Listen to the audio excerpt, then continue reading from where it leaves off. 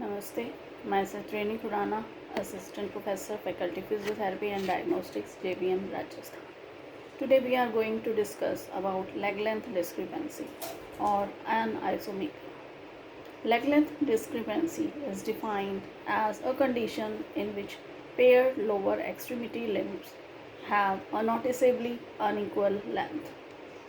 Leg length discrepancy has been a controversial issue among researchers and clinicians for many years. Its presence is accepted, but there is a little consensus as to its many aspects, including the extent of LLD, that is, leg length discrepancy, considered to be clinically significant, the prevalence, reliability, and validity of the measuring methods, the effects of LLD on function, and its role in various neuromuscular conditions. Now, there are two types of limb length discrepancies. These are anatomical and second is functional. Anatomical or structural limb length inequality is a physical or osseous shortening of one lower limb between the trochanter, femoral major, and the ankle mortise. Congenital conditions include mild developmental abnormalities found at birth or childhood, whereas acquired conditions include trauma, fracture, orthopedic degenerative disease, and surgical disorders such as joint replacement. Now, what is functional or non-structural shortening? It is a unilateral asymmetry of the lower extremity without any shortening of the osseous components of lower limb. This may be caused by an alteration of lower limb mechanism, that is mechanic, such as joint contracture, static or dynamic mechanical axis malalignment, muscle weakness, or shortening. It is impossible to detect these faulty mechanics using a non-functional evaluation such as radiograph. This can develop due to an abnormal motion of the hip, knee, ankle, or foot in any of three planes of motions. It is clear that studies using persons with long-standing true LLD are able to cope with larger LLD than those who are subjected to artificial or induced LLD. This is reasonable since given enough time, most individuals would be able to reduce the energy and mechanical cost of LLD. Also, younger persons on the whole are able to adopt larger LLD than older persons. The level of activity of the person also seems to play a role. Individuals who are on their feet most of the day or who are involved in sports seem to be more sensitive to LLD than those who are less or active. Now, what is the epidemiology behind LLD? It can be found in approximately 70 to 90% of the population. Passive structural changes, pelvic torsion, mild lumbar scoliosis, facet angulation, changes in muscle length seem capable of compensating for anatomic LLD of up to 20 mm. Past the 20 mm point, passive structural changes give way to active muscular compensatory mechanism. The final extent of a length discrepancy first noted during the growing years can be estimated with predictive algorithm to within 2 centimeters. Now, there are etiological factors for true LLD are idiopathic developmental abnormalities, fracture, trauma to the epiphyseal end plate prior to skeletal maturity, degenerative disorders like Gaucher's disease, cancer or neuroplastic changes, and infections too. Now, the etiology of functional LLD includes shortening of soft tissues, joint contractures, ligamentous laxity, axial malalignments, foot biomechanics such as excessive ankle pronation. Now, what is the role of LLD on posture and gait? The role of LLD in standing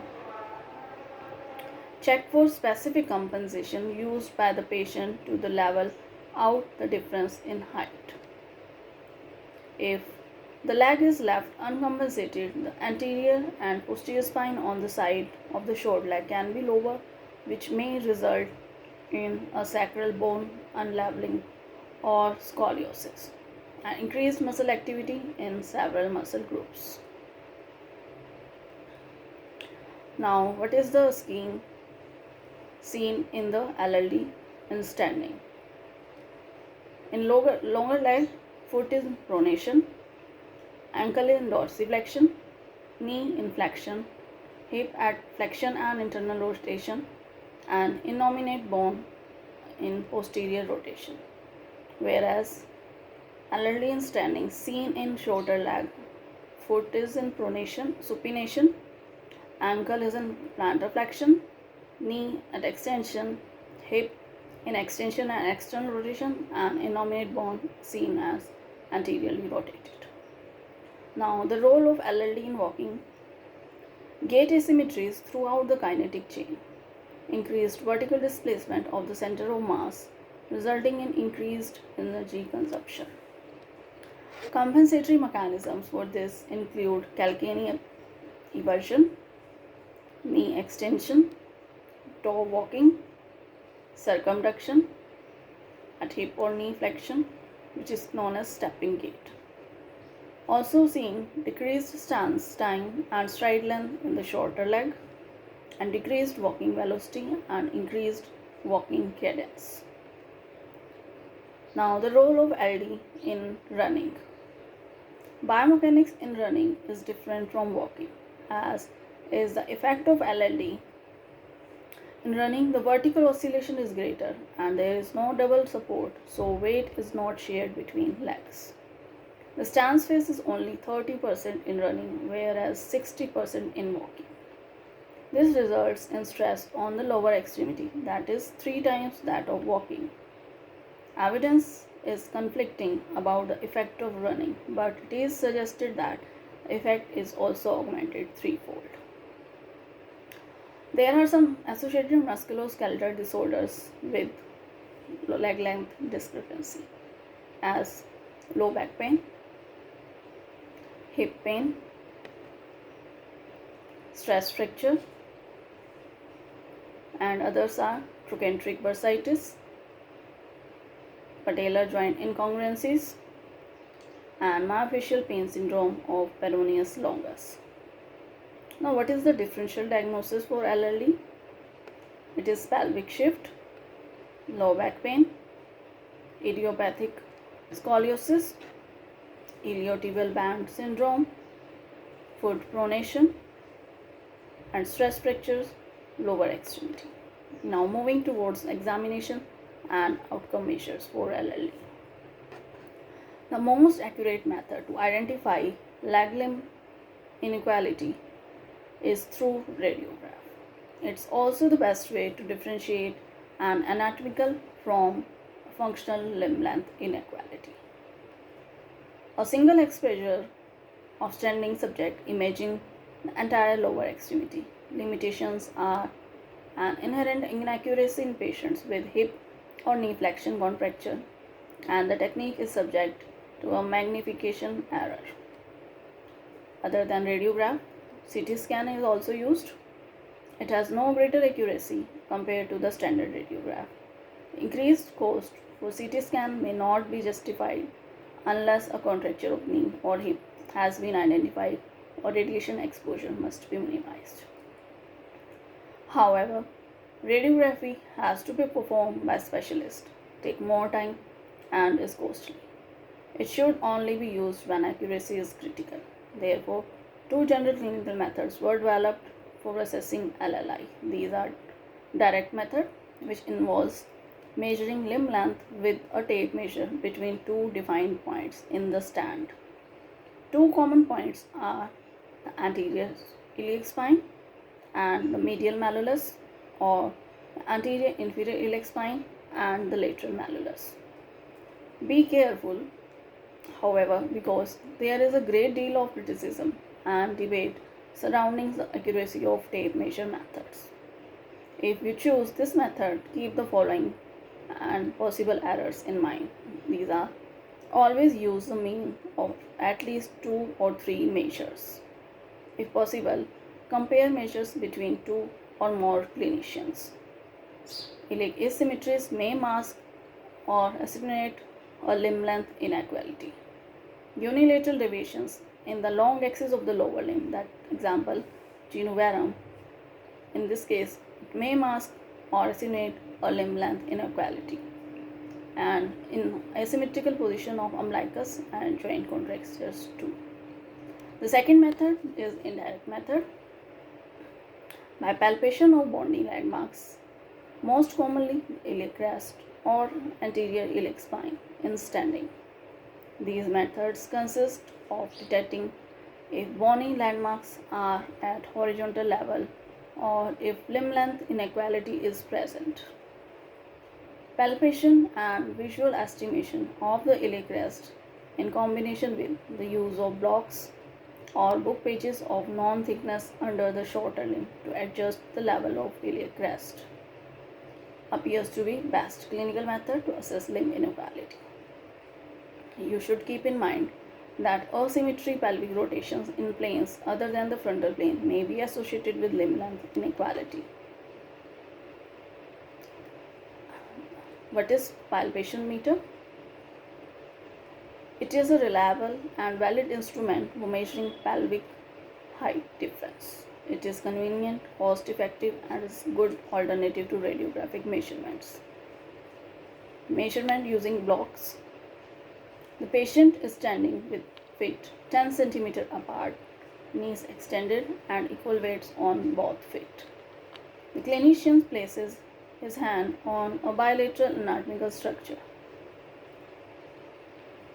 Posterior superior spine or anterior iliac superior spine and cresta iliaca left and right. Then clinician visually assesses if there is a leg length discrepancy, and if so, place a wooden board of 5 cm under the foot of the shorter side. Keep placing thicker planks under the short side until equal length is reached. The thickness of the plank is equal to the leg length differences.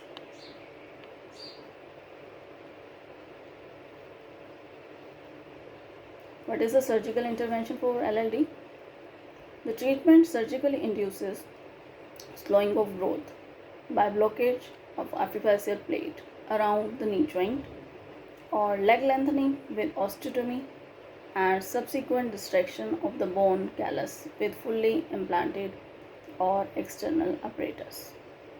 It consists of stopping the bone growth in the longest leg in adolescents and children. Sometimes in patients with skeletal maturity, limb shortening by bone dissection procedure is sometimes performed. Limb lengthening is generally reserved for LLI greater than 40 to 50 millimeters. It involves cortical osteotomy followed by extremity being fitted with an external fixation device that applies continuous longitudinal distraction across the osteotomy site. Now, what is the physical therapy management for the same? The non-surgical intervention is mainly used for the functional leg length discrepancies. It is also applied to the mild category of limb length inequality. Consists of stretching the muscles of the lower extremity. This is individually different, whereby, example, tensor fasciae lata, adductors, hamstrings, piriformis, and ilius vas are stretched, or any muscles in the kinetic chain needing stretching or strengthening are addressed.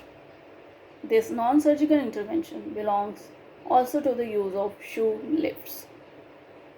These shoe lifts consist of either a shoe insert up to 10 to 20 mm of correction, or building up the sole of the shoe on the shorter leg up to 30 to 60 mm of correction.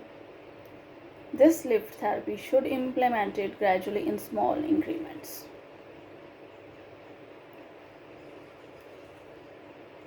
Now, LLD, shoe lift, and low back pain. Shoe lifts can reduce low back pain if patient's low back pain is correlated to LLD. Shoe inserts appear to reduce chronic low back pain and functional disability in patients with LLDs of 10 mm or less. It can be added to the treatment, such as low back exercises. Importance of exercises lies in the fact that quadratus lumborum endurance, ipsilateral to the spine, short leg, has significant decreased endurance compared to people with no leg length asymmetry. Measurement procedure. Two tape strips were placed on the ground 15 cm apart. The tape strips mark the location on the floor where patients have to place their feet. The patients are asked to walk for 10 steps and align the medial borders of their feet with the outside of the tape strips. Patients have to stand fully erected. The measurement tape is placed on the most superior aspect of the iliac crest, and the distance between caliper heads is measured to the nearest millimeter and the angle of inclination to the nearest half degree. The inclinometer ball is designed to move towards the side of the shorter limb. Thank you.